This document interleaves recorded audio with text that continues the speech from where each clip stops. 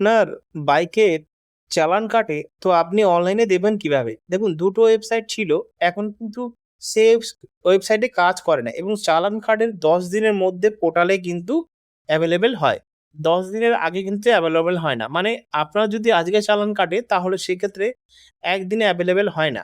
ঠিক আছে? যতই আপনি সার্চ করুন আপনাকে কিন্তু ইনভ্যালিডই দেখাবে। তো চালান দিবেন কিভাবে? চালান দেওয়ার জন্য এই ওয়েবসাইটে চলে আসবেন, ই-চালান পরিবহন। এখান থেকে আপনি দেখতে পারবেন আপনার পেন্ডিং চালান এবং এখান থেকে আপনি পে করতে পারবেন চালান। পে চালানে ক্লিক করবেন।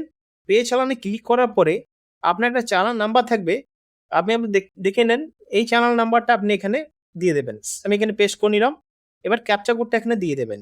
দেওয়ার পর গেট ডিটেইলস এ ক্লিক করবেন। এখানে প্লিজ ওয়েট দেখাবে। ওয়েট দেখানোর পরে এখান থেকে আপনার চালানের ডিটেইলস সমস্ত এসেছে। ৳৫০০ দিতে হবে আমাকে, পেন্ডিং রয়েছে।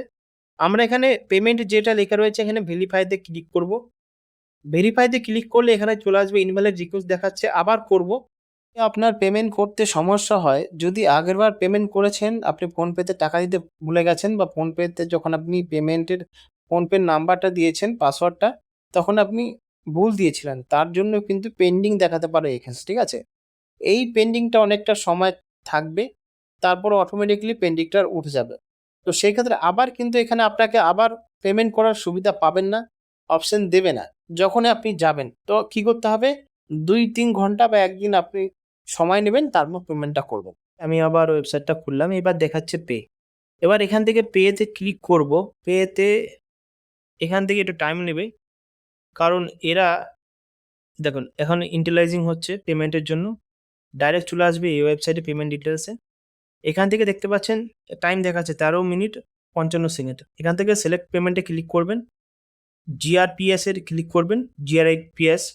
এখান থেকে অ্যাকসেপ্ট এ টিক চিহ্ন দেবেন, সাবমিট করবেন। সাবমিট করার পরে ডাইরেক্টলি চলে আসবে এরকম একটা ওয়েবসাইট।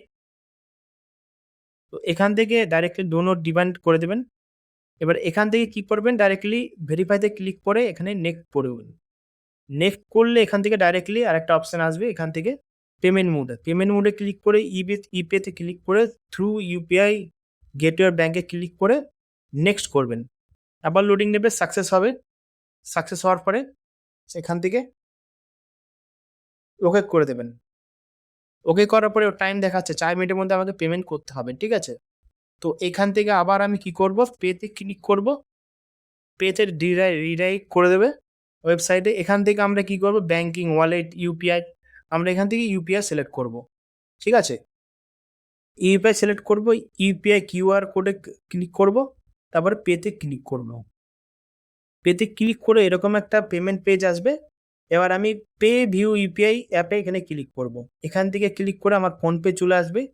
ফোনপেতে ক্লিক করব। ফোনপেতে ক্লিক করলে ডাইরেক্টলি এখানে দেখতে পাচ্ছেন চলে এসছে। এবার আমি পেতে ক্লিক করে আমার ফোনপের নাম্বার দিয়ে আমি পেমেন্টটা করে দেবো। পেমেন্ট হয়ে গেছে। এবার ডাইরেক্টলি আমার ওয়েবসাইটে চলে যাবে এখান থেকেই। এখান থেকে একটু টাইম নিতে হবে, ঠিক আছে? তো এখানে দেখতে পাচ্ছেন পেমেন্ট সাকসেস হয়ে গেছে। এখান থেকে আমার ওয়েট দেখাচ্ছে। এবার দেখুন লোড হয়ে গেছে। এবার আমাদের এখান থেকে পেমেন্ট ডাউনলোড করতে বলছে। এখান থেকে আমি আমার পেমেন্ট সাকসেস হয়ে গেছে। আমি ডাউন চালানে ক্লিক করে আমি এখান থেকে পেমেন্টটা ডাউনলোড করতে পারবো, বা আমি এখানে ভিউজে ক্লিক করলে আমরা কিন্তু ভিউজও দেখতে পারবো, ঠিক আছে? তো এখান থেকে দেখে নিন। এখান থেকে স্ক্রিনশটও নিতে পারো। এখান থেকে জেনারেট প্রিন্টের রেসিপি ক্লিক করতে পারো, ঠিক আছে? এখান থেকে প্রিন্ট ক্লিক করলে এবার ডাউনলোড করবে কিভাবে? এখান থেকে ডাইরেক্টলি চলে আসবে, প্রিভিউতে ক্লিক করবেন। এখান থেকে ডাইরেক্টলি কি করবে? ডাউনলোডে ক্লিক করবে।